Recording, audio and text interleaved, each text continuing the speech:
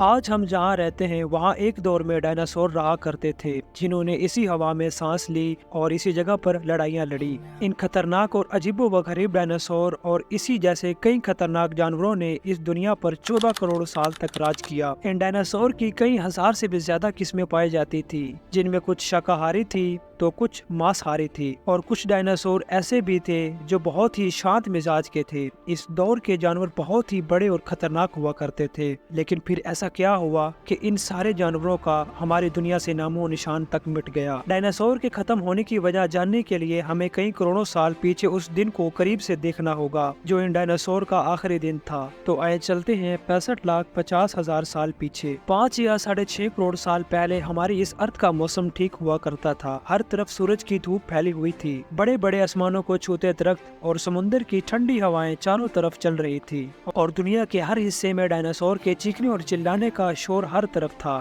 یہ سارے جانور بڑے سکون سے اس دنیا پر اپنی زندگی گزار رہے تھے، لیکن انہیں کیا پتا تھا کہ 10 کروڑ سال پہلے ہی ان کی قسمت لکھی جا چکی ہے، کیونکہ 10 کروڑ سال پہلے ہی ایک چھوٹا ایسٹرائیڈ کا ٹکڑا سپیس سے زمین کی طرف بڑھ رہا تھا، اور تب جس کی دوری زمین سے 20 کروڑ ملین تھی۔ یہ ایسٹرائیڈ کا ٹکڑا اس تیز سپیڈ سے دو گرہوں کے درمیان موجود ایک بڑے ایسٹرائیڈ سے ٹکراتا ہے، اور اسی ٹکراؤ سے بڑے ایسٹرائیڈ کی ڈائریکشن چینج ہو کر ارتھ کی طرف چلی جاتی ہے۔ لیکن جب اس بڑے ایسٹرائیڈ کی دوری زمین سے 3 لاکھ ملین سے زیادہ تھی تو شاید یہ ڈائناسور کے ختم ہونے کی وجہ نہ بنتا، کیونکہ اس ایسٹرائیڈ نے چاند کے قریب سے گزرنا تھا۔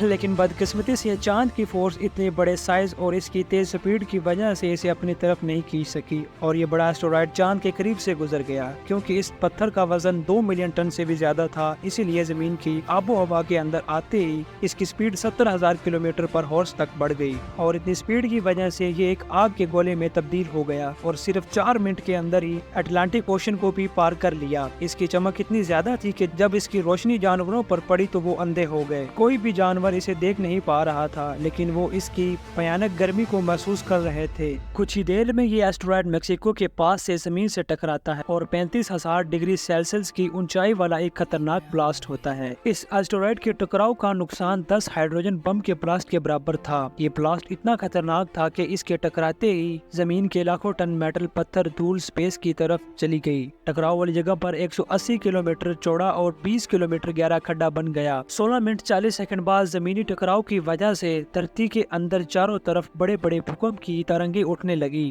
اور اسی وجہ سے ہی سمندر میں بھی بڑے بڑے لہریں پیدا ہونے لگی، اور ایک کے بعد ایک سونامی کی لہر چاروں طرف بڑھنے لگی۔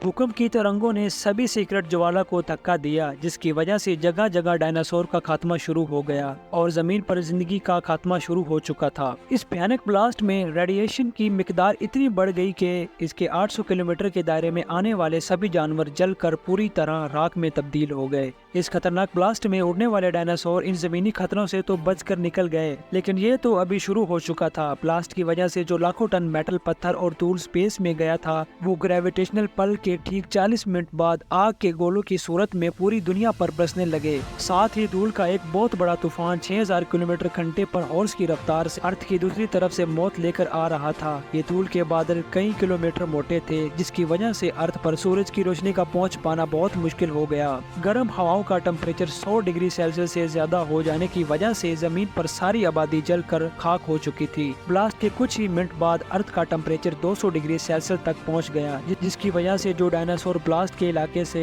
کوسوں میل دور تھے، یہ بھی اس کی گرمی سے بچ نہیں پائے، اور اس خطرناک دھماکے سے دنیا کی 19% پرجاتی پوری طرح ختم ہو چکی تھی، اور جو 10% بچ گئے تھے ان میں سے بھی وہی زندہ رہ سکتے تھے جن کا وزن 30 کلو گرام سے کم تھا۔ اس کی وجہ یہ تھی کہ اس بلاسٹ میں لاکھوں کی تعداد میں جانور مارے جا چکے تھے، اور پوری دنیا کی ساری آبادی بھی جل کر راکھ ہو چکی تھی، جس کے چلتے یہاں جو بڑے اور وشال جانور زندہ بچ گئے تھے انہیں بھرپور مقدار میں کھانا پانی نہ مل سکا، اور وہ بھی مر گئے۔ ارتھ سے ڈائناسور کا خاتمہ ایک چھوٹی پرجاتی کے لیے سنہرا موقع لے کر آیا، اور وہ پرجاتی تھی میملز کی۔ آخر ان میملز کی یہ پرجاتی خطرناک بلاسٹ سے کیسے بچ گئی، اور وہاں سے ڈائناسور کے ختم ہونے کے بعد انسان کیسے اور کہاں سے آئے، یہ جانیں گے ہم اگلی ویڈیو میں۔ اگر آپ چاہتے ہیں کہ ہم اگلی ویڈیو جلد سے جلد بنائیں تو اس ویڈیو پر 2000 لائک ضرور دیجیے، اور ہمارے چینل کو سبسکرائب کر کے ہماری سپورٹ ضرور کریں، اور اسی چینل پر ہماری باقی ویڈیو بھی ضرور وزٹ کریں۔ ساتھ ہی سبسکرائب کر کے نوٹیفیکیشن بیل آئیکن کو بھی ضرور دبائیں۔ ملتے ہیں اگلی ویڈیو میں۔ اللہ حافظ۔